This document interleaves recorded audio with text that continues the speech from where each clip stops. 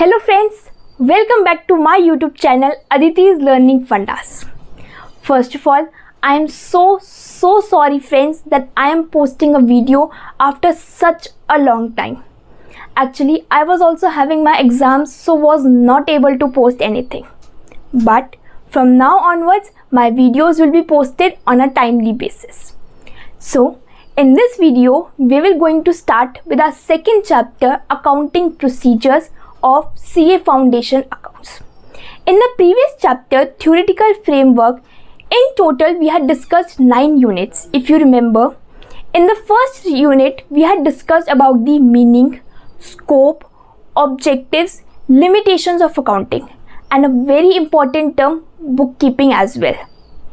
After that, in the next unit we discussed some important accounting concepts on which our accounting is based. They were not the concept, they were basically the assumptions on which our financial statements are prepared. In the next unit, we discussed some important accounting terminologies. Terminologies means some important accounting terms which are commonly used while we do accounts. And it's important to know the meaning of each and every term. After that, in the next unit, we had discussed 4 definitions. That is capital expenditure, capital receipt, revenue expenditure, and revenue receipt. In that, we had discussed that how can we classify our expenditures and receipts as capital and revenue nature. After that, in the next unit, we discussed about contingent assets and contingent liabilities. In the next unit, we discussed what are accounting policies and can we change our accounting policies? If yes, then what are the conditions in which we can change them? In the next unit, we discussed that how accounting is used as a measurement discipline. In the next unit, we discussed the accounting standards that are applicable all over the world. And in the last unit, we discussed the Indian accounting standards that are applicable all over the India.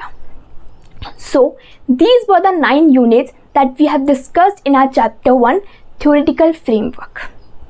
I hope each and every unit, each and every topic of each and every unit is very much clear to you all. In case आपने कोई topic, कोई unit miss कर दिया है या आपका कोई unit, कोई टॉपिक स्किप हो गया है, तो प्लीज़ आई रिक्वेस्ट यू कि आप आगे बढ़ने से पहले, अपना सेकंड चैप्टर स्टार्ट करने से पहले अपनी बेसिक थ्योरेटिकल नॉलेज, अपने बेसिक पुराने कंसेप्ट्स को बिल्कुल क्लियर कर ले। कहने को वो सिर्फ छोटी सी थ्योरी है, कुछ खास नहीं है उनमें, लेकिन वो फिर भी बहुत इम्पॉर्टेंट है। क्यों? आपके आगे के कंसेप्ट्स को स्ट्रॉन्ग करने के लिए, आपको आगे के कंसेप्ट्स की, आपको आगे के प्रैक्टिकल नॉलेज की पूरी नॉलेज देने के लिए थ्योरी इज़ वेरी इंपॉर्टेंट। जब तक आप थ्योरी नहीं समझेंगे, आप प्रैक्टिकल पोर्शंस कैसे करेंगे, आप क्वेश्चंस कैसे सॉल्व कर पाएंगे।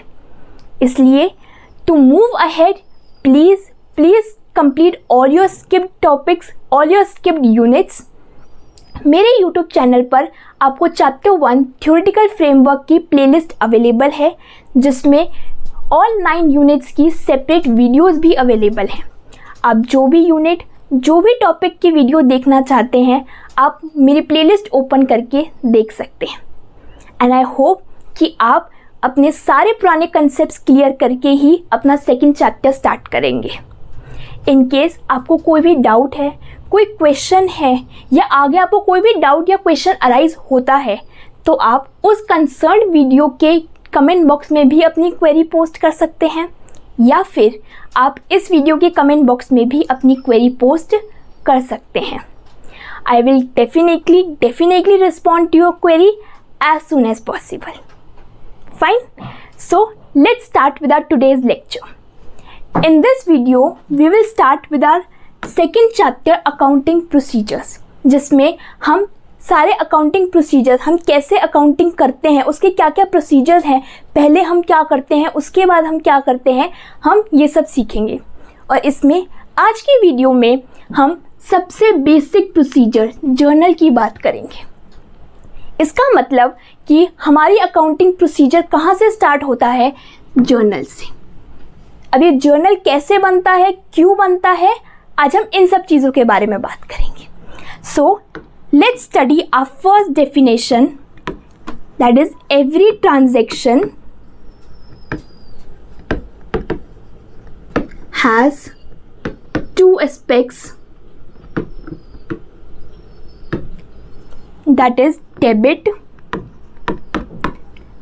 and credit, and both these aspects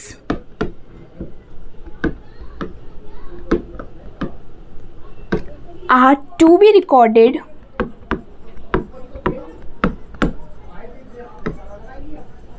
in the books of accounts. This is known as double entry system.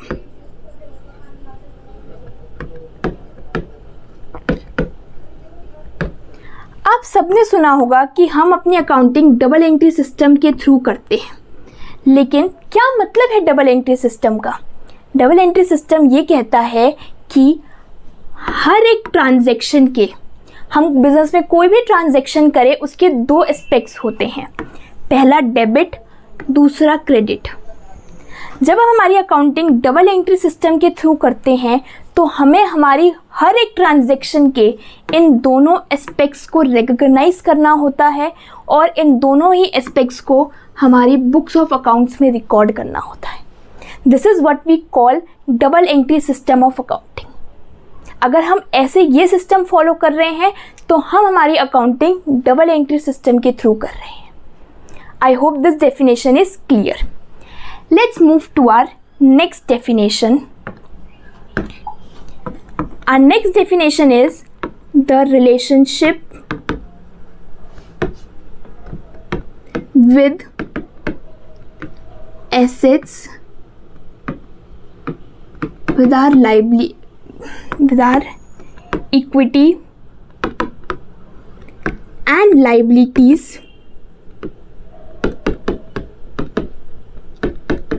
in an equation form is called as accounting equation. क्या कहती है definition? हमारे एसेट्स, इक्विटी और liabilities के बीच का relationship, that to an equation form is known as accounting equation. अब कैसी equation? Let's see. Assets is equal to equity plus liabilities.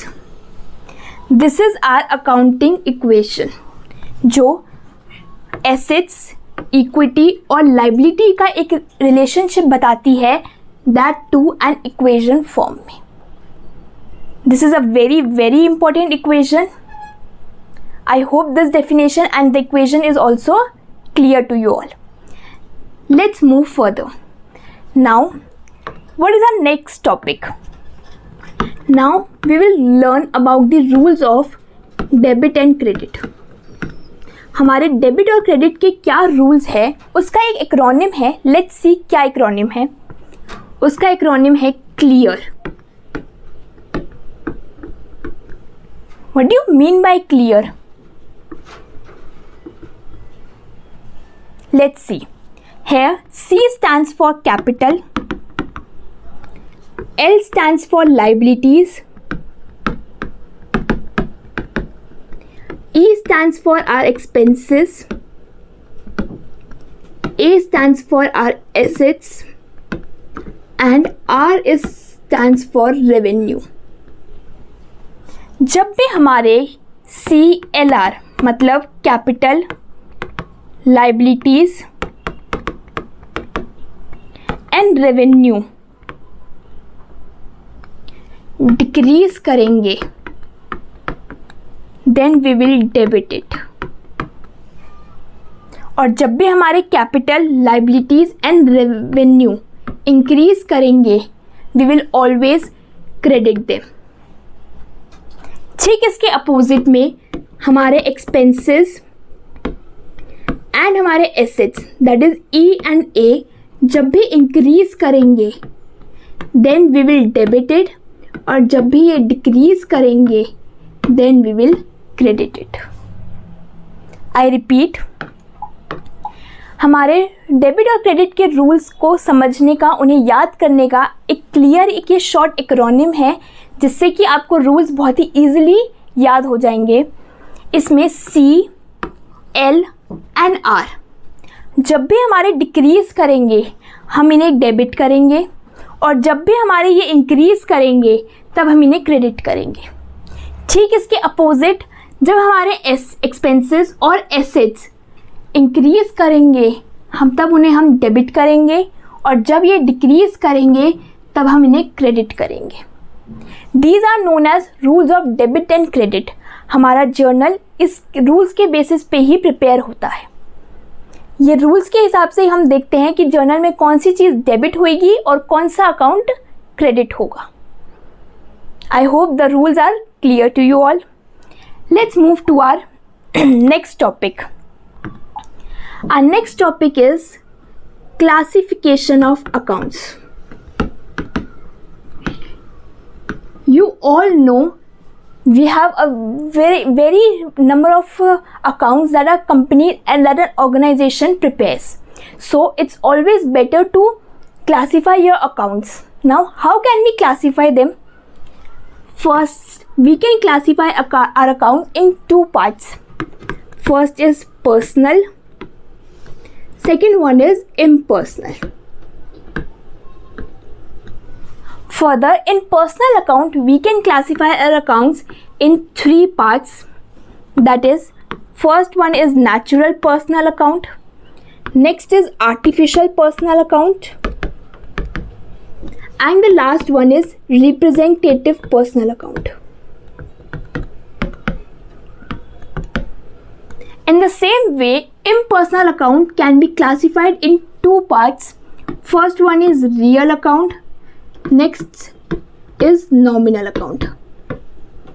So these are the classification of accounts. Now let's see each and every classification one by one. Let's see. First is personal account. Personal account, it always relates to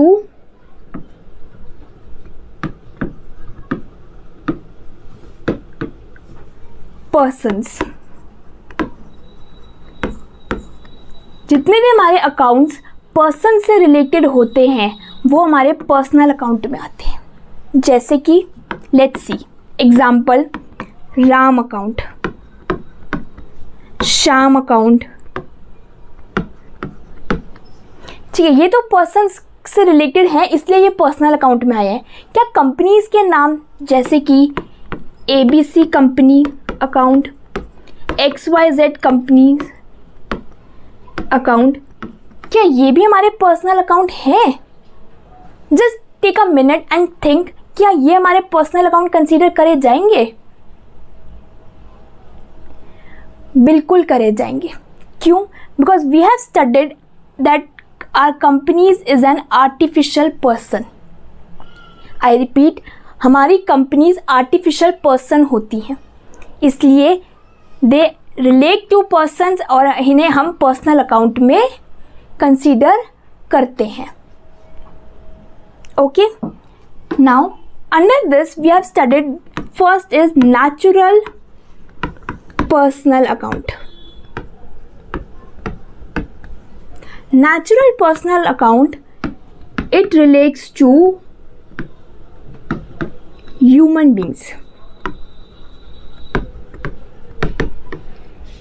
ये सिर्फ human being से related है जो हम human beings के नाम पे account बनाते हैं, सॉरी, जैसे कि Ram account, Shyam account, Geeta account, जो भी एक्सेट्रा। जो भी हम एक ह्यूमन बीइंग के नाम पे रिकॉर्ड्स बनाते हैं, अकाउंट्स बनाते हैं, they are known as natural personal account. Okay, let's move to our next classification, that is artificial personal account. It relates to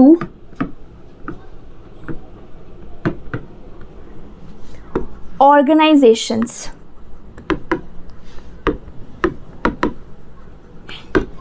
इसमें हमारी ऑर्गेनाइजेशंस जैसे कंपनीज, इन सब की बात करते हैं. They are known as artificial personal account, etc. Okay. Let's move our next classification, that is representative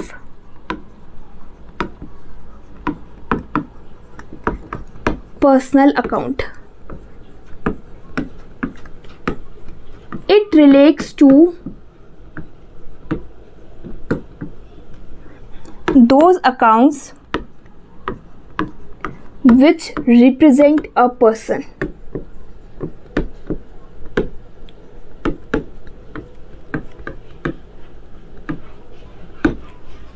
for example, जैसे outstanding liability account, या ऐसे ही प्रीपेड अकाउंट. ये अकाउंट्स हमारे एक पर्सन को रिप्रेजेंट करते हैं. हम किसी पर्सन के नाम पे नहीं बनाते हैं, लेकिन ये अकाउंट्स हमारे पर्सन्स को ही रिलेट करते हैं, इसलिए इन्हें हम कहते हैं representative personal account. Okay, our next classification is impersonal account. Impersonal account are those accounts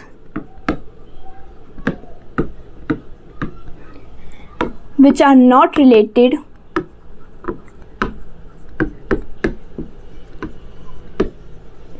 to persons. Impersonal accounts हमारे वो अकाउंट्स होते हैं जो पर्सन से रिलेटेड नहीं होते हैं. बाकी सारे अकाउंट्स हमारे इम्पर्सनल अकाउंट्स में आते हैं, जैसे कि कैश अकाउंट, सैलरी अकाउंट. अब हमने पढ़ा कि इसके अंदर भी दो तरह की क्लासिफिकेशन होती है, रियल अकाउंट और nominal account. Let's see what do you mean by real account. Real account, it relates to the assets. हमारे जितने भी अकाउंट्स हमारे फर्म के एसेट्स पर बनते हैं, they are known as real accounts. जैसे कि cash account, machinery account, furniture, land and building, investment. जितने भी हमारे फर्म के एसेट्स पे हम जो अकाउंट्स प्रिपेयर करते हैं, they are known as real account. Now our next and the last classification is nominal account. It relates to all expenses, losses, incomes and gains. हमारे फर्म में जितने भी एक्सपेंसेस, लॉसेस, इनकम्स या gains के account होते हैं, they all are known as nominal accounts. जैसे कि let's see salary account, commission received,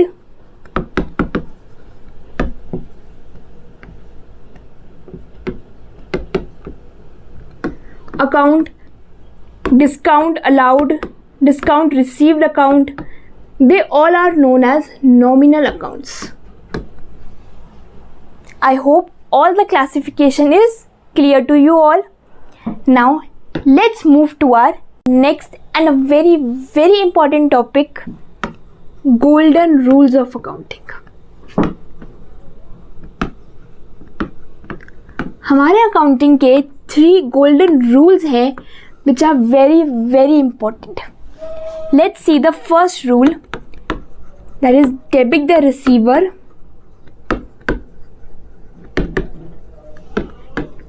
and credit the giver. क्या कहता है ये रूल? जो रिसीव कर रहा है उसे डेबिट करिए, जो दे रहा है उसे क्रेडिट करिए. Okay, next rule is debit what comes in and credit what goes out. क्या कहता है ये रूल कि जो आपके पास आ रहा है, मतलब ये रूल हमारा रियल अकाउंट पे लगता है, इसका मतलब हमारे एसेट्स पे लगता है. हम हमारे एसेट्स को लेने के लिए जो खर्चा करते हैं that is our debit. For example, आपने कोई मशीनरी परचेज करी या आपने कोई बिल्डिंग, कोई इन्वेस्टमेंट करी है, उसको एक्वायर करने के लिए आपने जो खर्चा करा है दैट इज़ डेबिट. सिमिलरली आपके एसेट्स को आपने बाहर भेजने के लिए, जैसे कि सेल आउट करने के लिए जो आपके पास आया है that will be credited.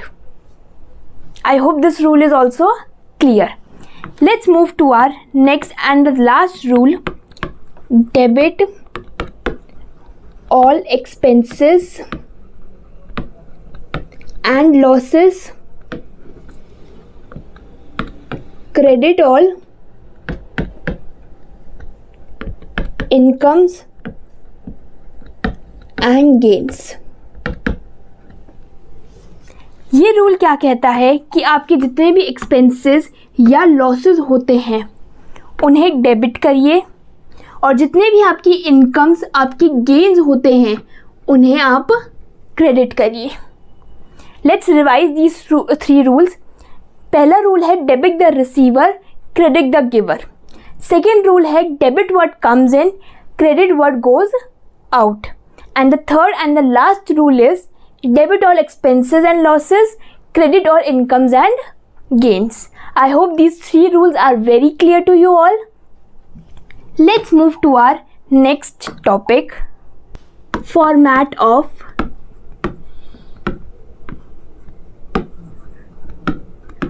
journal. हमारे जर्नल का क्या फॉर्मेट है? लेट्स सी हम जर्नल कैसे प्रेजेंट करते हैं, अब हम वो सीखेंगे. सबसे पहले आपको लिखना है फर्स्ट लाइन में, इन द बुक्स ऑफ डैश. यहाँ पर आपको ऑर्गेनाइजेशन का नेम लिखना है जिसकी बुक आप प्रिपेयर कर रहे हैं. फाइन. नेक्स्ट लाइन में आपको कैपिटल में जर्नल लिखना है. मेक श्योर एकदम सेंटर में ही आपने लिखा हो. आफ्टर दैट आपको एक टेबल प्रिपेयर करनी है.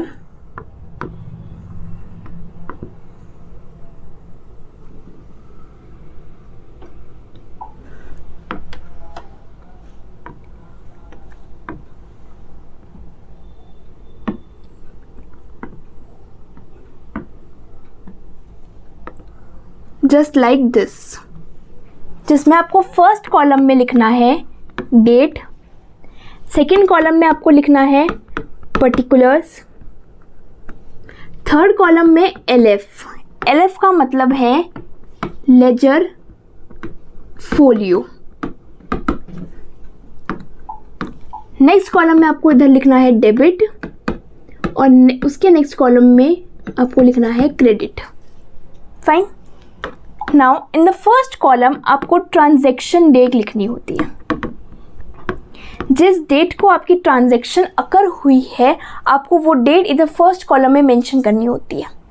उसके बाद आपके नेक्स्ट कॉलम में आपको आपकी जर्नल एंट्रीज लिखनी होती है। किस फॉर्म में? Let's see.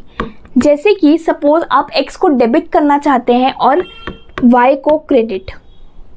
उस केस में x के बिल्कुल सामने इधर you have to write debit और y का क्रेडिट शो करने के लिए इधर we write to. I repeat, जिस भी अकाउंट को आप डेबिट करते हैं उन्हें सबसे ऊपर लिखना है, उसके बिल्कुल सामने आपको यहाँ पे डेबिट लिखना है, और जिस अकाउंट को आप क्रेडिट करते हैं उन्हें आपको नेक्स्ट लाइन में टू करके लिखना है। This is known as journalizing your transaction. Okay, उसके नेक्स्ट लाइन में आपको बीइंग से स्टार्ट करनी है अपनी लाइन और नरेशन लिखनी है इन अ राउंड ब्रैकेट। नरेशन का क्या मतलब है? Narration is nothing, it is just a short summary of your transaction. जो भी आपकी ट्रांजैक्शन है उसकी एकदम शॉर्ट समरी, जितनी शॉर्ट हो सके वो आपको इधर नेक्स्ट लाइन में लिखनी होती है, starting with being and in a round brackets. Make sure आपकी नरेशन बहुत ज़्यादा लंबी ना हो, मैक्स टू मैक्सिमम 2 लाइन्स की ही आपकी नरेशन होनी चाहिए। It is just a short summary of your transaction. Okay, in the next line that is in the next column that is ledger folio में आपको क्या लिखना होता है? यहाँ पर हम पेज नंबर लिखते हैं। दैट इज आपने अपनी ट्रांजैक्शन, जो आपकी जर्नलाइज ट्रांजैक्शन है, उसे आपने लेजर में किस पेज नंबर पे पोस्ट किया है आपको वो इधर मेंशन करना होता है। आपने एक डेबिट वाली एंट्री किस पेज नंबर पे करी है वो पेज नंबर बिल्कुल उसके सामने आ जाएगा, और y की एंट्री जिस पेज नंबर पे हुई है वो y के सामने आ जाएगा।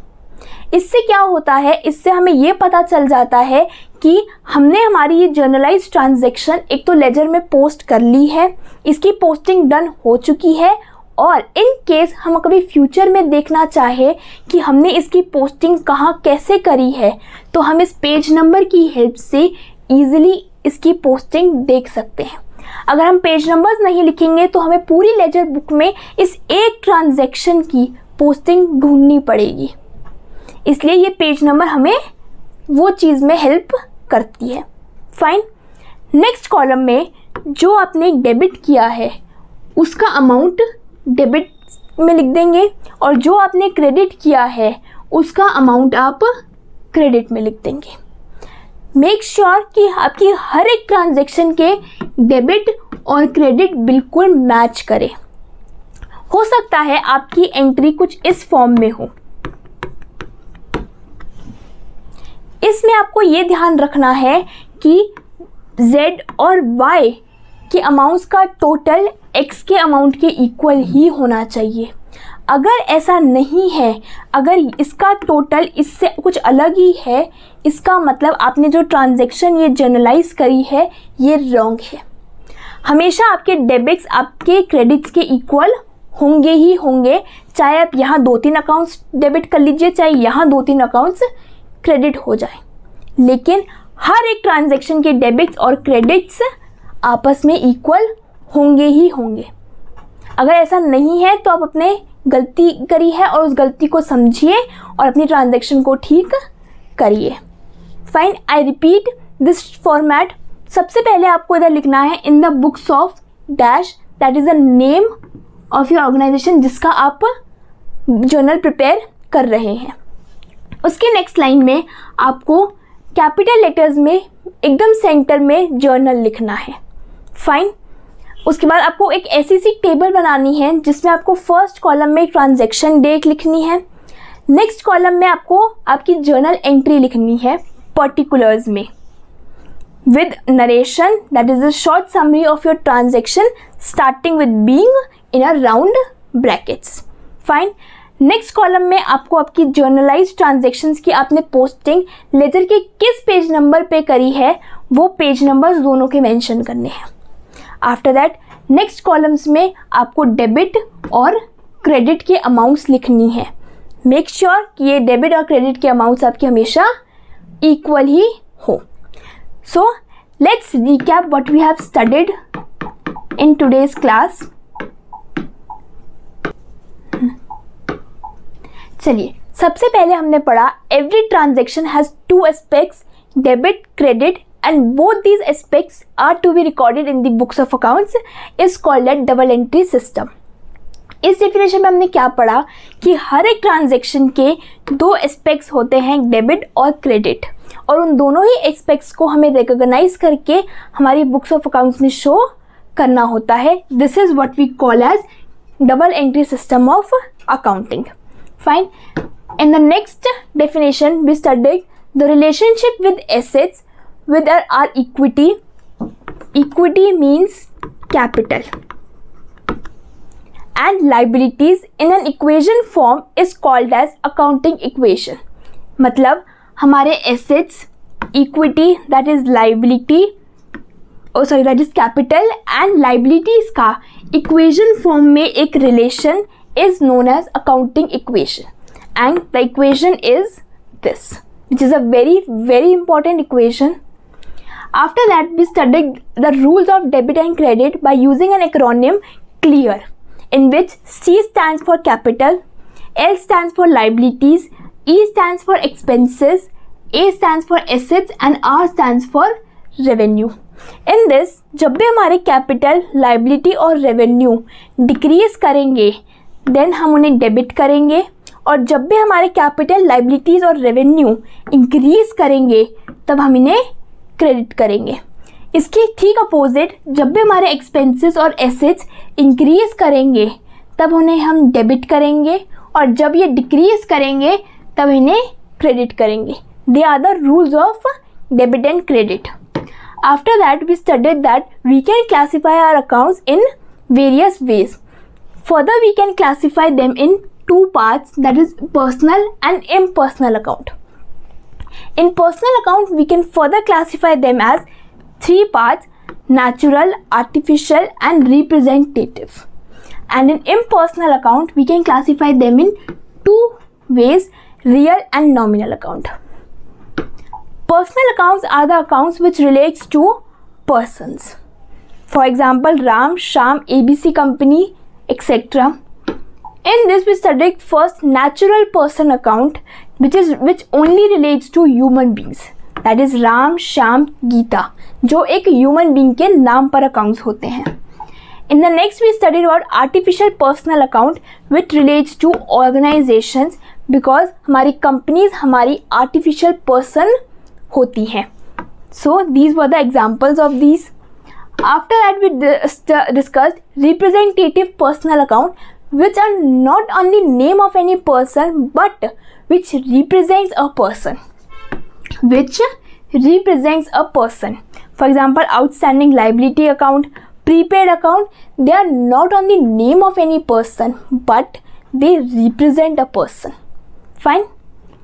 In the next, we studied the impersonal account are those accounts which are not related to any person, जैसे कि cash account, salary account.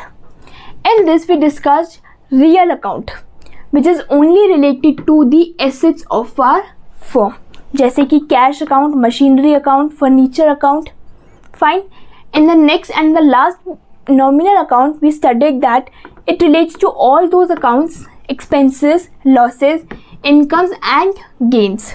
For example, salary account, rent account, commission received account, discount allowed discount received account and etc.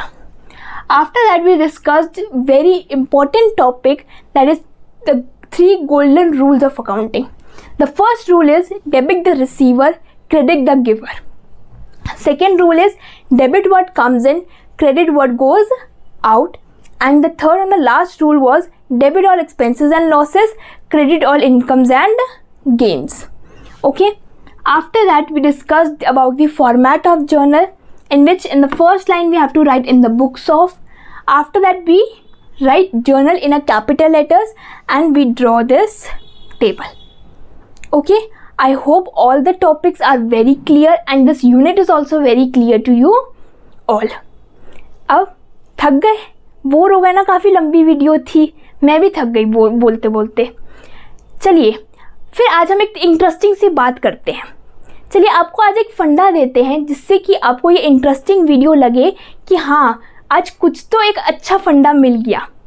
बारिश का season है ना, घर में कीड़े मकोड़े कॉकरोच कितने सारे आ जाते हैं, पता ही नहीं चलता कहाँ कहाँ से निकल कर आ जाते हैं। उसके लिए एक फंडा सीखते हैं।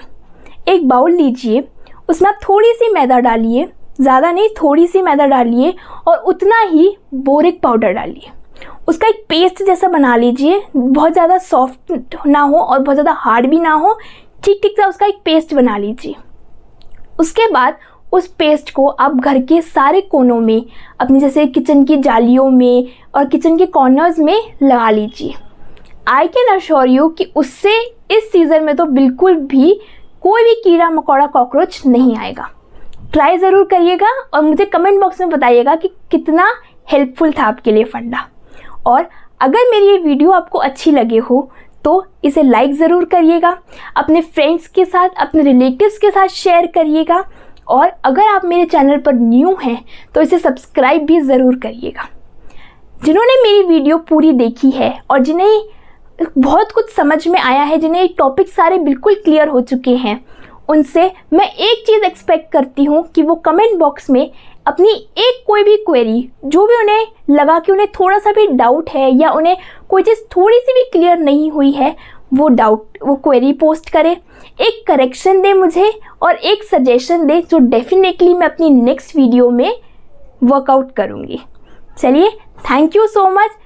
अपनी क्वेरीज कमेंट बॉक्स में ज़रूर पोस्ट करिएगा और वो फंडा ज़रूर ट्राई करिएगा। Thank you so much.